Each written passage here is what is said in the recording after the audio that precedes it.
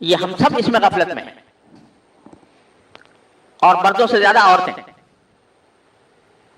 اوقات کو صحیح استعمال نہ کرنے، فضول ضائع کرنے میں خواتین خاص طور پر ان میں بڑی بے احتیاطی ہے۔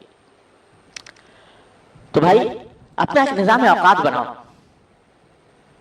نظام اوقات کے تحت سب کام کرو، ساری ضروریات تمہاری پوری ہوں گی، ساری حاجتیں پوری ہوں گی، یہاں تک کہ ساری جائز خواہشات بھی پوری ہوں گی، لیکن ترتیب سے ہوں گی، سلیقے سے ہوں گی، وقت پر ہوں گی، اور وقت کا صحیح استعمال بھی ہوگا۔ اس کو نہیں لوگ سمجھتے کہ یہ اسراف میں داخل ہے۔ تو لم یسرفوا ولم یقتروا، بات میں اسی طریقے سے، گفتگو میں بھی اسراف ہے، عادت ہے بس بولے جا رہے ہیں، ایک چیز سے دوسری چیز، دوسری چیز سے تیسری چیز، بات سے بات نکال کر بولے چلے جا رہے ہیں۔ ارے بھائی جتنی ضرورت ہے اتنا بولو، اس میں اتنا زیادہ وقت گزارنا باتوں کے اندر، ایک چھوٹی سی بات کو لمبا کرنا بلا وجہ۔ مجھے یاد ہے حضرت والد صاحب رحمۃ اللہ علیہ کے پاس ایک صاحب تھے، بہت بولنے کی عادت تھی، بہت زیادہ بولتے تھے، اللہ ہوتا ہے اللہ تعالیٰ معاف کرے، تو بہت بولتے تھے، لمبی بات کر کے، ایک چھوٹی سی بات کو لمبا کر کے بات۔ تو انہوں نے حضرت والد صاحب سے اصلاحی تعلق قائم کیا، انہوں نے کہا جی کچھ وظائف بتا دیجیے، کچھ اذکار، انہوں نے کہا کچھ وظیفہ نہیں، زبان پہ تالا ڈالا، بس یہ وظیفہ ہے تمہارا، زبان پر تالا ڈالا۔ اتنا زیادہ بولنا یہ سب دین ہے کہ ضرورت سے زیادہ باتیں کرنا، ضرورت سے زیادہ بولنا۔ اسی طرح اس میں بھی جس طرح اسراف ہوتا ہے، اس میں بخل بھی ہوتا ہے، کہ بخل یہ ہے کہ بھئی جتنا جملہ بولنا چاہیے تھا اس میں سے آدھا تو پیٹ میں رکھ لیا، اور جو ہے وہ ایسی بات بول دی جو ناتمام ہے، جس سے سننے والے کو پتہ ہی نہیں چلتا کیا کہنا چاہتا ہے۔ تو یہ کیا ہے؟ یہ قطر ہے۔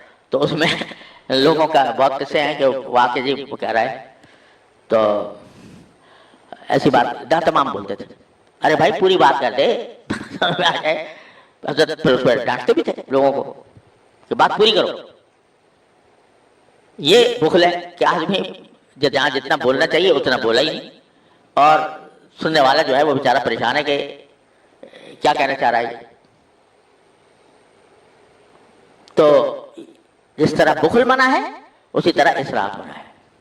واضح بات کرے آدمی، جتنے الفاظ کی ضرورت ہے اتنا الفاظ استعمال کرے، اس سے زیادہ۔ تحریروں میں بھی مضمون لکھ رہا ہے کوئی آدمی اور تمہید لمبی باندھے جا رہا ہے جس کا کوئی فائدہ نہیں۔ ارے بھائی نقطے کی بات جو ہے اس حد تک محدود رہو، اس کو زیادہ پھیلانے کی کیا ضرورت ہے، الا یہ کہ کہیں کسی چیز کی تشریح کے لیے تفصیل کی ضرورت ہو بے شک کرے۔ تو اسراف وقت میں، اسراف زبان میں، زبان کے استعمال میں، یہ بھی منع ہے۔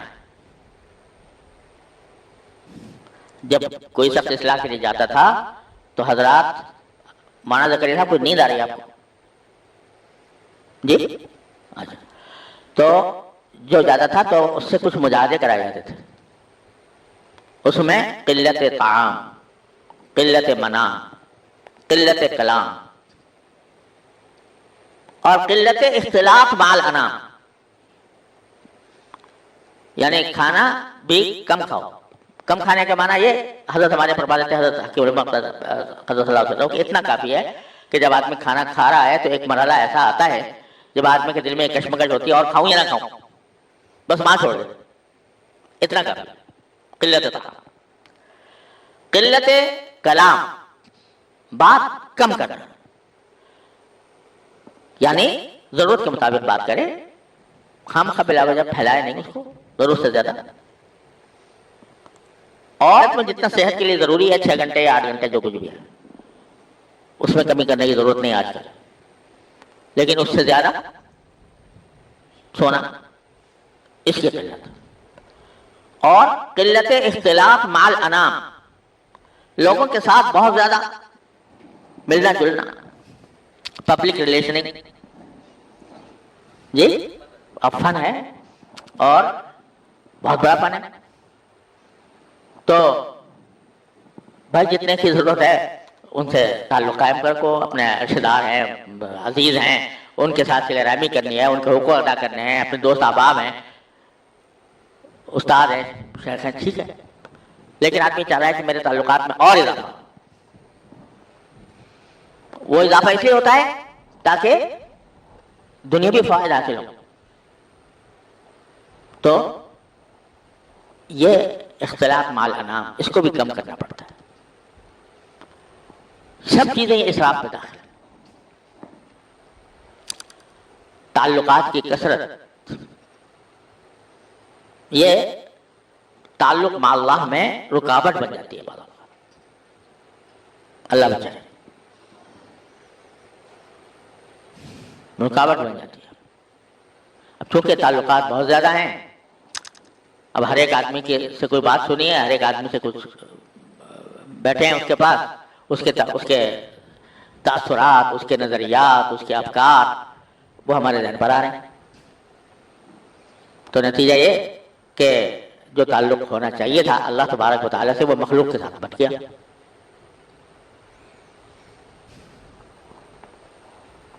اللہ، تعلق حجاب است بے حاصل، مولانا فرماتا تعلق حجاب است بے حاصلی جو پیبند ہاں بگسلی واصل. یہ تعلق جو ہے نا، اس کا بڑھانا بلا وجہ بلا ضرورت، تعلقات کا بڑھانا یہ ایک حجاب ہے، پردہ ہے. کہے کے لیے پردہ ہے؟ بندے کے اور اللہ کے درمیان پردہ ہے. تعلق حجاب است بے حاصلی، اور حاصل اس کا کچھ بھی نہیں. تعلق حجاب است بے حاصلی جو پیوند ہاں بگسلی واصلی.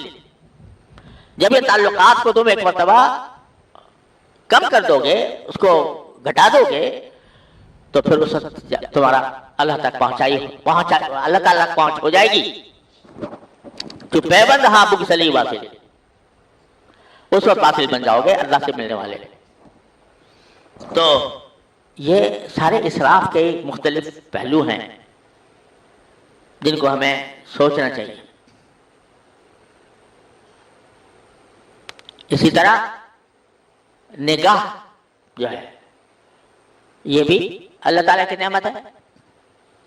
اس کو استعمال کرنے کے اندر بھی اسراف ہے. معصیت میں اللہ بچائے استعمال ہو رہی ہو تو ہے ہی، معصیت میں بھی نہ ہو تو بھائی ایسی چیزوں کی طرف نظر کرنا جس سے نہ دنیا کا فائدہ نہ دین کا فائدہ، وہ بھی اسراف ہے. اسی لیے فرمایا گیا کہ بھائی جب چلو تو نیچی نگاہ کر کے چلو. قل للمؤمنین یغضوا من ابصارہم، سارے مومنین سے کہہ دو کہ جب چلے تو اپنی نگاہ کو نیچا رکھ کے چلے. کیوں؟ اس لیے کہ جتنی نگاہ چاروں طرف پھیلے گی اتنا ہی اس کے نتیجے میں جو اللہ تعالیٰ کے ساتھ تعلق ہونا چاہیے تھا وہ کمزور پڑے گا. تو یغضوا من ابصارہم، ارے بھائی جا رہے ہیں بازار میں، سمجھے نا، اور خریداری کے جا رہے ہیں، کیا ہے ذرا اٹھ کے چاروں طرف نظر دوڑا کے چلیں تو کیا ہے. لیکن ارشاد یہ ہے کہ نہیں، نیچی نظر کر کے چلو. کیوں؟ اس لیے کہ یا تو یہ نگاہ تمہیں کسی معصیت میں مبتلا نہ کر دے، اللہ بچائے، اور دوسرا یہ کہ یہ نگاہ تمہارے خیالات کو، نگاہ جو ہوتی ہے نا وہ پھر خیالات لے کر آتی ہے. ایک چیز دیکھی اس کے نتیجے میں کوئی تصورات خیالات پیدا ہو رہے ہیں اور خیالات کو منتشر کریں. یہ نظر کا غلط، یہ اسراف ہے ایک طرح سے. ہاں بھائی دل کو خوش کرنے کے لیے اور اللہ تبارک و تعالیٰ کی قدرت کاملہ اور اس کے حسن و جمال کا ادراک کرنے کے لیے آدمی اچھے مناظر دیکھتا ہے. سبزار ہیں، پہاڑ ہیں، دریا ہیں،